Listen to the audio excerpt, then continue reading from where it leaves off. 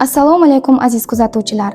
Bugun sizlar bilan o'simliklar hayotidagi eng muhim jarayonlardan biri transpiratsiya jarayoni va uning haroratga qanday bog'liqligini tajriba yo'li bilan o'rganamiz.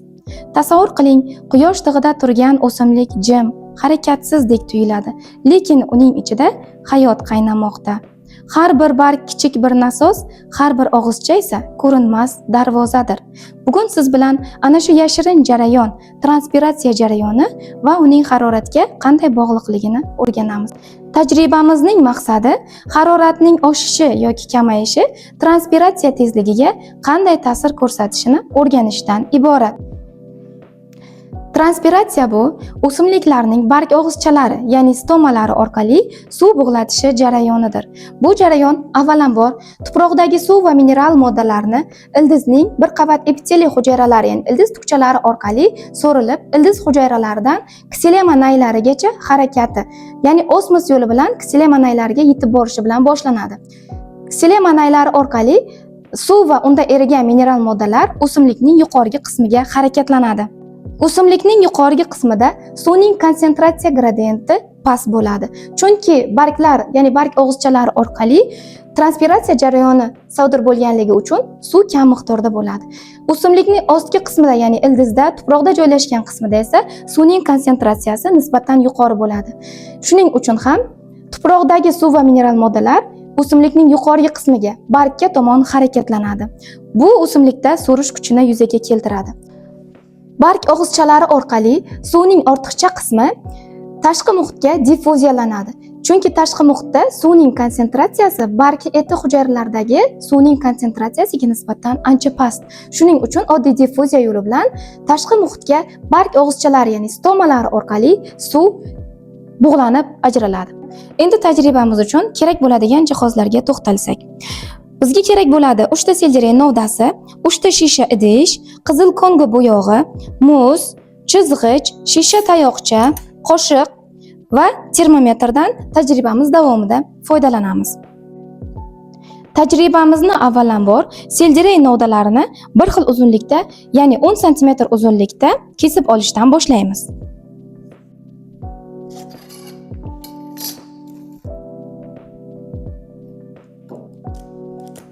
Selderey novdalarimizni 10 sm uzunlikda qirqib oldik. Endi idishlarimizga turli haroratdagi suvni solib olamiz.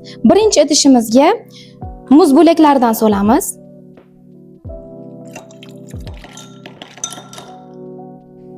Ikkinchi idishimizga esa xona haroratidagi suvdan solamiz. Uchinchi idishimizga esa qaynoq suv solamiz. 3 xil haroratdagi suvlarimizni termometrdan foydalanib haroratini o'lchab olamiz.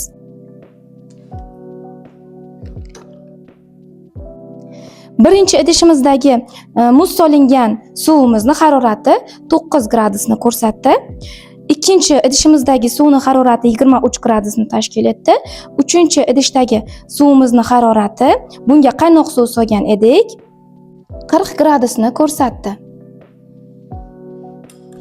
Endi uchala idishimizga ham o'simlikda suvning ksilema nayi orqali harakatini yaxshi kuzatib olishimiz uchun qizil kongo bo'yog'idan qo'shamiz.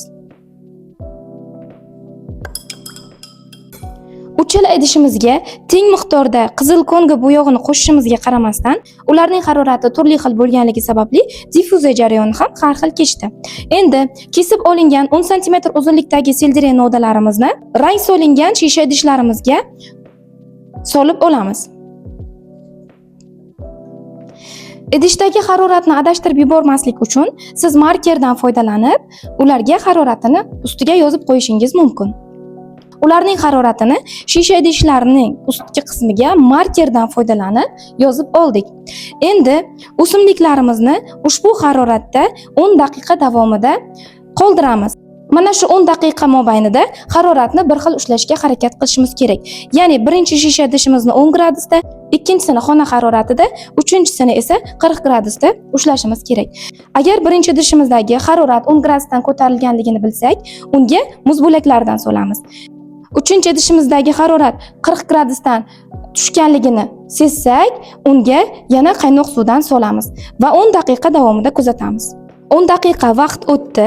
Endi har bir idishdagi selderey o'simligimizni olib, uzunasiga kesib ko'ramiz va bu yoqli suvning qancha masofaga ko'tarilganligini kuzatamiz. Demak, birinchi o'simligimizda 10 daqiqa mobaynida 1 sm ga ko'tarilganligini kuzatdik. Xona haroratida turgan o'simligimizda esa uzunasiga kesib ko'rganimizda 5 sm masofaga ko'tarilganligini kuzatdik.